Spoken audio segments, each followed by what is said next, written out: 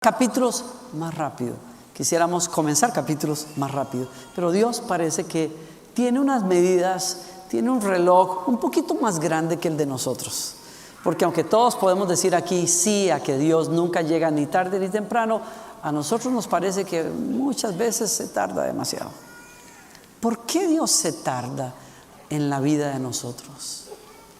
Cuando la Escritura nos dice a nosotros que Dios llevó a Israel de Egipto hacia la tierra prometida, nos da un dato muy curioso a nosotros, porque nos dice que Dios les mandó a darse unas vueltas extra por ahí. Y me tuve que detener a pensar en eso el otro día cuando estudiaba esa historia.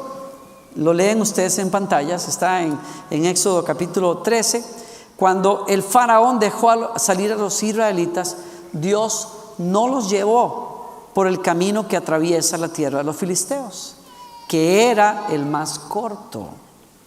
Pues pensó, y me encanta, reflexioné con mis amigos y los hermanos que vinieron el jueves en estas palabras. Me encanta que cuando la Escritura inspira a hombres a escribir estas historias, les dice cómo Dios pensaba. ¡Wow! Yo a veces he dicho, yo quiero saber cómo será que Dios piensa y figura las cosas. Aquí hay un secreto. Dios pensó y nos dice cómo. Pensó en algo. Si se les presentara batalla, podrían cambiar de idea y regresar a Egipto. La vía más corta, la vía comercial, era esa. Hubieran llegado en muy poco tiempo a la tierra prometida, pero Dios fue considerado. Dios consideró las limitaciones de un pueblo que por 400 años no sabía pelear. Y la ruta más conocida, que es la ruta comercial, iba a presentarles batallas constantes, desde egipcios que estaban en puestos de control hasta filisteos y otras naciones. Y Dios, mirando la condición de su pueblo, a que ama y que quiere liberar, decide mandarlos por otro lado, por un camino más largo, en consideración con las limitantes que ellos tienen. Y eso me da la clave para esta reflexión en esta tarde, ¿no? ¿Por qué a veces Dios se tarda? Dice ahí, les hizo dar un rodeo por el camino del desierto en dirección al Mar Rojo. El punto es este. ¿No se ha preguntado usted alguna vez o no le ha dicho a Dios así como con un poquito de atrevimiento: ay, Señor, ¿por qué no te dejas de rodeos? Porque yo siento que estamos dando demasiada vuelta para llegar, ¿no? Como que a veces uno siente como que Dios, como que sí, Dios está en el volante, ¿no? Pero a veces como que se le va la salida y uno se desespera. Usted sabe que su servidor aquí es bien despistado y mi esposa es como el GPS de la casa. Y entonces cuando yo estoy manejando, usualmente a mí a veces se me van las salidas y mi esposa se desespera, pobrecita.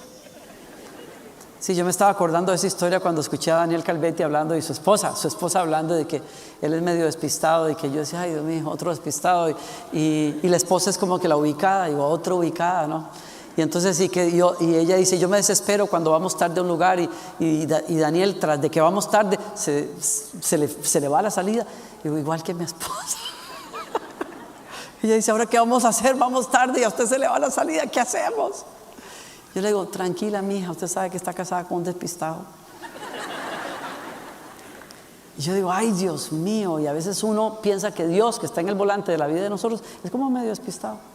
Y yo dice, Señor, pues la salida era por ahí. La salida para casarme era esa y se me fue.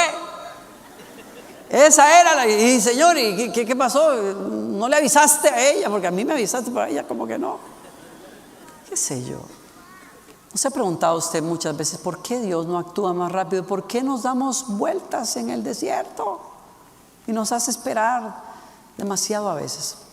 La Escritura enseña varias cosas. Uno, usted y yo sabemos que el pueblo de Israel o esa generación no entró a la tierra prometida porque les faltó fe. ¿Se acuerdan? Que llegaron al borde y mandaron espías y vinieron diciendo, no, esa gente es demasiado grande, nosotros somos como hormigas, no podemos. Y el Señor dijo, por la incredulidad no van a entrar, ¿sí? Pero hay una segunda razón por la cual Dios los dejó dar vueltas, y es porque no estaban listos. Es cierto, escúchenme, voy a aclarar algo acá. La primera generación murió toda en el desierto. Eso fue lo que Dios les dijo. El juicio es, ustedes todos se quedan en el desierto, incluido Moisés y hasta el hermano de Moisés. Todo el mundo quedó de camino, ¿no? Y Dios esperó a que se levantara una nueva generación. Y oiga aquí, conversábamos mi esposa y yo el otro día, y ella daba en un punto que me parecía impresionante, solo como para una prédica, una enseñanza, ¿no? Dios castigó a la primera generación, pero dio tiempo de que creciera la segunda generación lo suficiente como para conquistar la tierra prometida, y dejó que la primera generación, que no iba a entrar y lo sabía muy bien, le enseñara a la nueva generación lo que no debían de hacer. ¿Cómo es que uno se tiene que relacionar con Dios y con la vida para llegar a donde uno tiene que llegar? Porque si no, no llega. ¿Alguien me está escuchando acá? Le doy permiso que le dé un codazo al que está así como medio dormido y le diga, ahí le están hablando, ¿no? Ya, dígale, tranquilo, ahorita vamos a salir a almorzar, pero aguántese, pellizquese, porque Dios le está hablando a usted, ¿no? Una generación le tiene que enseñar a la próxima qué hacer y qué no hacer. O sea, más vale que usted se ponga las pilas. Y mire, cuando le digo que le dé un pellizco al que está dormido, déselo por favor, porque le va a hacer un favor. Porque ¿sabe por qué? Porque nosotros tenemos la responsabilidad. Gracias, mi amor. Qué amable. Aleluya. Esas asistentes guapas, aleluya.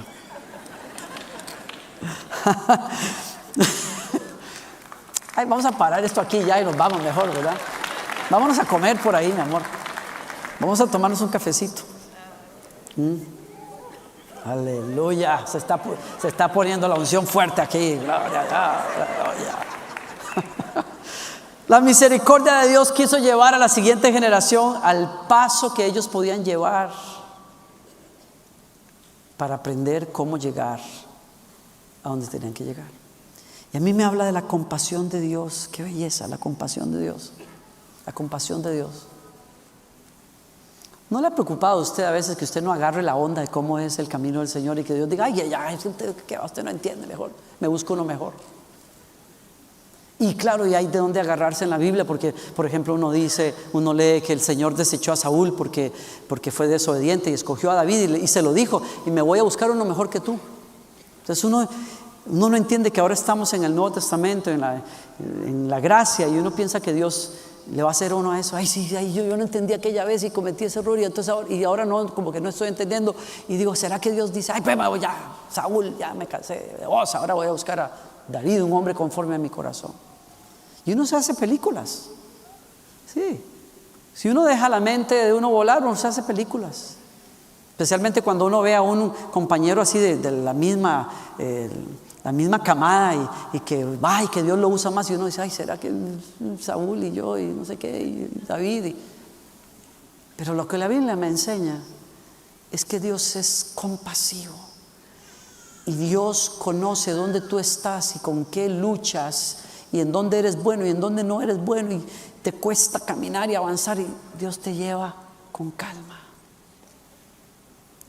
Les contaba a mis hermanos el otro día que yo era muy lento para escribir y para hacer mis tareas. Fui muy lento toda la vida. Mi pastor me dijo, sí, con razón te casaste a la edad que te casaste, muy lento, pero bueno, pero escribo con buena letra. Pregúntenselo a mi esposa. Está bien, valió la pena la espera, digo yo. Me preocupaba en un examen de escritura porque escuchaba los tacones de mi maestra sobre el piso de madera aproximándose a mirar qué yo estaba haciendo, dónde yo estaba tan atrasado. Yo decía, ay, Dios mío, esa señora quién sabe qué va a hacer. Y hubo silencio que se me hizo eterno cuando escuché que se detuvo, y yo sabía que ella estaba detrás mío, porque aunque yo estaba escribiendo, yo percibía el perfume de mi maestra, que era muy rico, por cierto. Me encantaba mi maestra, estaba enamorado de ella. Y entonces y me quedo así como diciendo, ay, ¿ahora qué? ¿Qué va a hacer? ¿Qué va a hacer? ¿No? Y contra todos mis temores y mis predicciones, ¿no?, sentí como la mano de ella se acercó a la mía, me tomó la mano izquierda con la que yo escribo y terminó el ejercicio conmigo, con esa paciencia que ella tenía. La amé más todavía. Me terminó de enamorar mi maestra, ¿no? Y muchos años después, cuando yo tengo 20 años y estoy tratando de figurar la voluntad de Dios para mi vida, estoy preguntándole a Dios qué será, cuáles serán tus planes para mi vida, y no entiendo, Señor, por dónde es que tengo que ir. Y el Espíritu Santo me habló en un momento de oración y me dijo: ¿te acuerdas de aquel día del examen? Yo no me acordaba de esto. ¿Te acuerdas del examen con la maestra Cecilia y tus temores? Y me dice el Señor: si un ser humano puede tenerte esa paciencia, ¿cuánto más yo, que soy el maestro de maestros? Un buen maestro no asalta las falencias de un alumno, lo ayuda a llegar a donde tiene que llegar. Ese es tu Señor. Ese es tu Señor. Entonces me doy cuenta que Dios muchas veces nos manda por rodeos porque no estamos listos. La segunda razón que veo es porque Dios tiene misericordia de nosotros. 3, porque toda promesa requiere un proceso. Toda promesa requiere un proceso. Para vivir las promesas de Dios, cada uno de nosotros necesita ser entrenado por Dios para poder tomar posesión de esa tierra prometida. Y es un proceso en donde Dios quiere hacernos crecer en fe y en obediencia. Diga conmigo: fe y obediencia. Y le digo una cosa más en donde Dios nos quiere entrenar: la dependencia.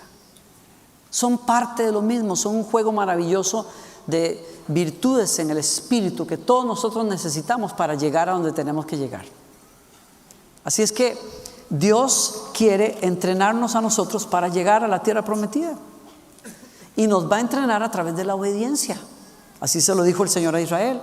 Recuerda, Deuteronomio 8, recuerda cómo el Señor tu Dios te guió por el desierto durante 40 años y donde te humilló y te puso a prueba para revelar tu carácter y averiguar si en verdad obedecerías sus mandatos. Sí, te humilló permitiendo que pasaras hambre y luego alimentándote con maná, un alimento que ni tú ni tus antepasados conocían. Lo hizo para enseñarte que la gente no vive solo de pan, sino que vivimos de cada palabra que sale de la boca del Señor. Y en todos estos 40 años la ropa que llevabas puesta no se te gastó, ni tus pies se ampollaron ni se hincharon. Ten por cierto que así como un padre disciplina a su hijo. Yo voy a atreverme a poner una palabra aquí que va en el sentido, sé que no estoy violentando la palabra de Dios. Así que como un padre entrena a su hijo, el Señor tu Dios te entrena para tu propio bien. ¿Estás aquí conmigo? ¿Sabes por qué Dios te permite rodeos en la vida? Porque necesita entrenarte en la fe. Un punto más. ¿Por qué Dios se tarda? Porque quiere afinar nuestra visión espiritual. Quiere cimentar la relación con Él y quiere ayudarnos a que tengamos una perspectiva espiritual a lo largo de la vida. Y muchas veces se nos va de las manos, se nos va de la vista. Que entender que esta vida no es el destino, esta vida es el camino a lo que Dios tiene para nosotros. ¿Están aquí todavía?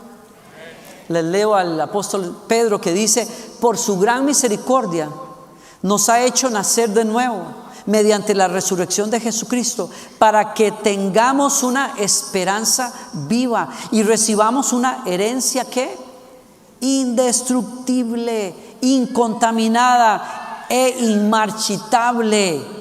Tal herencia está reservada en el cielo. ¿Dónde está reservada? ¿En el corazón de Rosa? No, en el cielo. ¿En el corazón de Margarita? No, en el cielo. Usted dice, ay sí Señor, pero yo quiero a mi Roberto. Está bien, sí, Dios quiera que Dios te dé a tu Roberto, pero tu herencia verdadera está en el cielo. Yo sé que todos soñamos también una casa. Ay Señor, tener mi propia casa, tener mi propio carrito, tener esto, tener aquello. Sí, pero tu herencia no está aquí. Aquí estamos siendo entrenados para la verdadera vida, que es en la eternidad. Pilas, pellizquese, mire al frente, levante los ojos. A usted lo están entrenando para algo mucho mejor. Esta vida no lo es todo. Capte la perspectiva espiritual de Dios para la vida de nosotros. A quienes el poder de Dios, dice, tal herencia está reservada en el cielo para ustedes, a quienes el poder de Dios protege. ¿Mediante qué? ¿Mediante qué? ¿Están leyéndolo ahí? Mediante la fe es que nos preparan a nosotros para poder llegar a recibir esa herencia. Usted y yo necesitamos ese entrenamiento en la fe. ¿Sí? ¿Cómo los entrenó el Señor rápidamente? Tengo 2, 3 cosas. 1, Dios les enseñó que Él es suficiente. Dios le enseñó a Israel en el desierto que Él es suficiente. ¿Y cómo lo hizo? Los dejó pasar después de 3 o 4 días de caminar sin encontrar agua. Encontraron agua, pero las aguas estaban amargas. Mara. Las aguas amargas de Mara. Y entonces la gente se quejó. Y dijeron, qué barbaridad, nos trajeron al desierto para morirnos de sed. Y allá el agua nos llegaba por el tubo y teníamos agua caliente y agua fría y qué sé yo. Y hasta en el refri teníamos agua y aquí no tenemos agua sino amarga. Y Moisés dijo, ay Señor, ¿qué voy a hacer con este pueblo que se está quejando? Y el Señor dijo, pues mira. Y le muestra un tronco, tíralo en el agua. Y las aguas se sanaron y todo el mundo pudo beber y tomar. Y no más pasaron esa prueba y el día siguiente estaban en un lugar donde había 12 fuentes y 70 palmeras y una gran fiesta, hicieron un balneario increíble ahí. En fin, una cosa tremenda. La provisión estaba ahí nomás a la vuelta de la esquina, pero Mara era una prueba. ¿Y cuántos de nosotros hemos estado caminando procesos largos, lentos, medios difíciles? Y cuando pensamos que vamos a encontrar la provisión, nos mandan a Mara. No estoy hablando a nadie. No es su jefe, pero bueno, puede ser. No es el vecino, un compañero de trabajo. No es el que duerme al lado suyo, no estoy hablando de él o de ella. Pero a veces la provisión que creíamos que íbamos a recibir se vuelve medio amarga.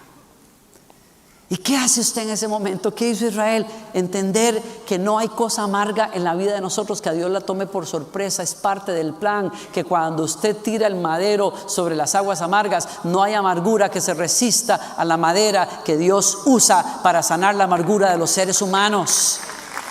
Y la Biblia nos dice a nosotros que hay una madera que rompió todas las amarguras y todas las maldiciones, y es la cruz del Calvario, en donde Dios mató las amarguras, rompió el pecado, rompió la enfermedad y nos sanó a nosotros de la amargura más grande que teníamos, que era el pecado. Y si Dios lo hizo con el pecado y con la maldad de nosotros, ¿cuánto más no lo puede hacer cuando usted viene a la cruz y somete a ese jefe gruñón, a esa esposa difícil, a ese esposo ingrato? Lo pone a los pies de la cruz y pone su corazón a los pies de la cruz y le dice, Señor, yo sé que esto no te tomó por sorpresa. Tú eres el que puede volcar en el poder de lo que pasó en esa cruz, lo que es amargo en mi corazón, en una actitud de confianza y de dependencia en ti. Y entonces lo que es amargo se vuelve un proceso dulce por el Espíritu Santo, donde usted aprende lo que usted tiene que aprender. Dios es suficiente para mí en cada reto de la vida. ¿Alguien dice sí a eso en esta tarde? Un punto más y los dejo ir. La segunda lección que ellos tuvieron que aprender es a confiar realmente en Dios, obedeciéndolo. El Señor les dijo a los israelitas esto en medio de otra prueba. Tenían hambre y se quejaron con Moisés, y el Señor le dijo a Moisés, oye, yo les voy a dar carne hasta que se les va a salir por las orejas. Les voy a dar pan que se van a volver cachetones como los latinos. Aleluya. Buenos para las tortillas, buenos para los panes grandes, baguette con paté. y café en la tarde, aleluya. Buenísimos para las harinas. Yo no voy a hablar más de comida porque algunos están mirándome, ay pastor, llega donde tiene que llegar porque tenemos que resolver el hambre. Muchos días de hambre y de espera, pero llegaron a un punto en donde el Señor le dijo a Moisés, mire Moisés, tranquilo, yo lo que quiero saber es que este pueblo confía en mí. Yo lo que necesito es entrenarlos en la fe y en la dependencia de mí. Y entonces, en la noche o en la tarde, un mar de codornices que, olvídate, eso fue todo, sacaron todos los asadores, hicieron fiesta, se dieron gusto. Y en la noche o durante la madrugada, un rocío, el maná que amanecía en las mañanas, fresquito, lo recolectaban por allí y hacían con eso masa y hacían sus tortillas y sus arepas venezolanas y colombianas y todo, y las pupusas también las hacían. No, hombre, una cosa tremenda, bendito maná. Claro, primero los muy quejumbrosos dijeron, ¿y eso qué es? Así se llamaba en hebreo, ¿qué es eso? Así se quedó, pues es queso para que se coman. Y se lo comieron. Y el Señor les dijo, yo quiero enseñarlos a ustedes a que cuando ustedes dependen de mí, sus necesidades van a estar más que llenas. Y les da instrucciones específicas, confíen que yo voy a suplir cada día lo que cada día necesita. Y vienen unas instrucciones bravas. Le dijo el Señor a Israel, salgan al campo y recojan lo que necesitan para ese día. Y no se les ocurra guardar nada para mañana porque se les pudre. Y así fue. Excepto el fin de semana. Les dijo el Señor, el fin de semana recojan extra para el día, el Sabbat, porque no les doy permiso de ir a recoger nada. Ese día es mío. Y ese día, cuando ellos recogían más, lo que se hubiera podrido entre semana, no se podría porque se conservaba en la obediencia a Dios. ¡Wow! Los tenía, pero a mecate corto. No se le iba ni una. ¿Hay por ahí algún buchón que quiere comer más de lo que puede comer? No sé si esa palabra sea entendible para usted. Un glotón. No estoy volviendo a ver a nadie tampoco. Si había uno de esos glotones que decía, ay, hay demasiado pan, aquí esto se va a botar, y lo agarraba y lo metía a la tienda, se le podría, se le llenaba de gusanos, excepto lo que su familia podía comer. ¿Cuál es el principio aquí? Depende de Dios cada día. Depende de Dios cada día. El Señor es tremendo. Es tremendo, ¿no? Me recuerda a mí las palabras de Jesús cuando le dijo a la gente en su momento, baste a cada día su propio afán. No se afanen. Lucas capítulo 12. Fíjense cómo crecen los lirios, no trabajan, no hilan. Les digo que ni siquiera Salomón con todo su esplendor se vestía como uno de ellos. Así viste Dios si Dios viste hacia la hierba que hoy está en el campo y mañana es arrojada en el fuego, ¿cuánto más hará por ustedes, gente de poca fe? Así que no se afanen por lo que han de comer o beber, dejen de atormentarse. Dígaselo al que está a su lado, deje de atormentarse. Deje de estresarse. Relájese. O sea, busque trabajo, pero relájese. Trabaje duro, pero relájese. Ay, ¿qué voy a hacer mañana? El mundo pagano anda tras estas cosas, pero el Padre sabe que ustedes las necesitan. Gloriana leía un artículo que me parecía increíble. Estábamos conversando de esto, en donde habla de la gente que gana loterías en este país. Acaban de pegarse el gordo más gordo de todos, ¿no? Tremendo. ¿Saben lo que dicen las encuestas? El 70% de una persona que gana la lotería en este país pierde los millones en los próximos 5 años. Los pierde. ¿Sabe por qué los pierde? Uno, por gastones. Por gastones. Estamos hablando de millones. O sea, hay gente, es que cuando la gente en este país quiere gastar, es ridículo en lo que gasta. Es que hay tanto para gastar en este país. Tanto. En cuestión de 5 años pierden millones de dólares que ganaron. ¿Por qué? por gastones y 2, porque no están entrenados en cómo manejar finanzas. Wow. Ay, pastor, ¿y por qué está hablando todo eso? ¿Va a orar para que nosotros... No, yo no voy a orar por nada. No. Hay hermanitos por ahí, ¿verdad? Hermanitos tremendos que dicen, ay, tuve un sueño anoche. Sí, yo vi 777, el número perfecto. ¿Será que el Señor me está hablando y va a suplir todas mis necesidades con el gordito? No sea creyencero y déjese de vainas y trabaje y confíe en Dios. Ay, perdón, pero bueno. Hay un libro que yo leía sobre herencias. Excelente libro, me parece increíble. Nunca leí nada parecido. Y la persona que escribe sobre esto dice: las encuestas en los Estados Unidos enseñan también que familias que han acumulado grandes riquezas las disfrutan la primera generación. La primera generación trabaja duro, planifica, tiene aciertos y acumula riquezas para dejárselos a la segunda generación, en donde todas esas riquezas se pierden, para heredarle deudas a la tercera generación que tiene que volver a comenzar como lo hicieron los primeros. Y entonces la lección es: tú no le entregas dinero simplemente a la siguiente generación sin darles lo más importante, que es realmente los principios para administrar sus vidas y encontrar ellos el camino por ellos mismos. Porque de lo contrario, ¿quién sabe quién se comerá todo lo que tú estás acumulando? Ay, pastor, ¿por qué está hablando esto? Bueno, cierro aquí con esto. Porque la lección para Israel es: depende de Dios cada día. Y eso va en especial para muchos de nosotros que estamos en momentos de transición y en momentos de desiertos y de rodeos, donde hemos trabajado duro, hemos hecho muchas cosas y decimos, pero ¿cuándo la voy a ver? Tranquilo. Le basta a cada día su propio afán. Confía en Dios cada día. La mayoría de nosotros vivimos entre el afán de tratar de acumular un poquito más por si acaso algo pasa en el futuro, entre eso y no saber gastar. Dios te dice: aprende a vivir con lo que necesitas hoy, porque el compromiso de Dios no es darte la troca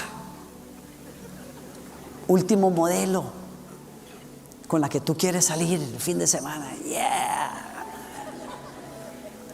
El compromiso de Dios es darte lo que tú necesitas hoy. Y mañana, Señor, espérese a mañana, mijo, que mañana Dios se va a mostrar como Dios suficiente para su vida. Amén.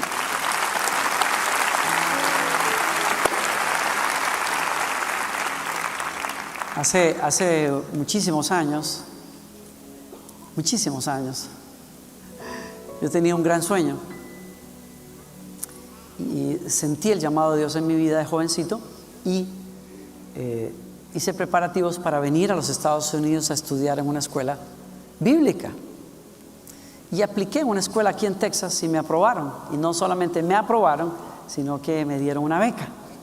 Yo dije, Dios, wow. Qué tremendo. Y entonces yo comencé a buscar todos los requisitos que había que recoger para poder venir, y las finanzas, porque necesitaba finanzas para los boletos y para varias cosas más, ¿no?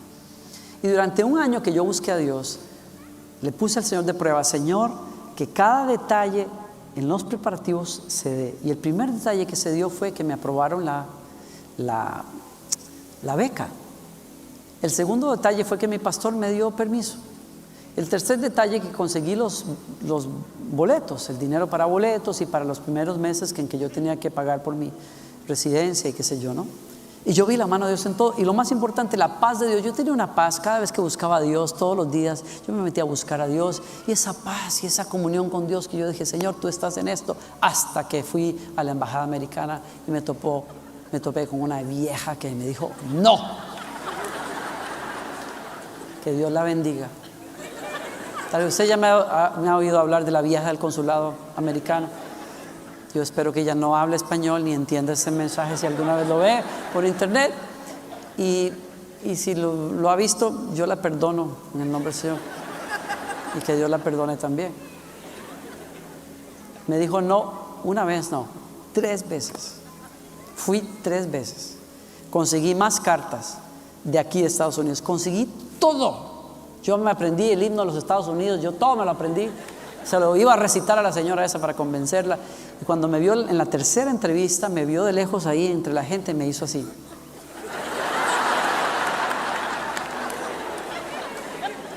Sí, usted se ríe, pero yo no. No, a mí me hizo llorar. Me hizo llorar. Yo me fui del consulado. O sea, cuando yo sentí un frío que me bajó por la espalda, cuando yo dije, esta vieja me va a decir que no. Ya me conoce. Y efectivo, yo dije, pero mejor que digan, murió en el intento que huyó de cobarde. Dije, pues voy al frente y le saco todos los papeles. Y me dijo, ni los voy a ver. Así, nomás, ni pierda el tiempo. Yo, ¿qué? Pero si aquí le traigo todo lo que usted pidió. Me dice, ¿usted entiende inglés o qué? Digo, claro, I speak English. Y me dice, si usted hablara inglés realmente, usted sabría lo que dice esta carta. Y esta carta dice que usted se va a quedar en los Estados Unidos y yo no voy a permitir que usted se quede en los Estados Unidos. Y le sello el pasaporte porque no lo quiero ver ni pintado aquí por mucho tiempo.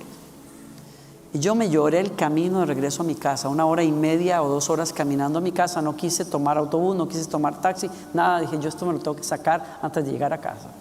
Y de camino me agarré con Dios, me peleé con Dios, le dije, qué barbaridad, me engañaste. Todo este tiempo me engañaste. Yo sentía paz. Me diste el dinero para esto, me diste el dinero ¿Y el Señor? Nada. Calladito. Porque lo que Dios tenía que decirme, yo no me lo podía tragar. No estaba listo para aquello por lo cual yo lloriqueaba. No estaba listo. Y Dios tuvo que llevarme por rodeos y rodeos.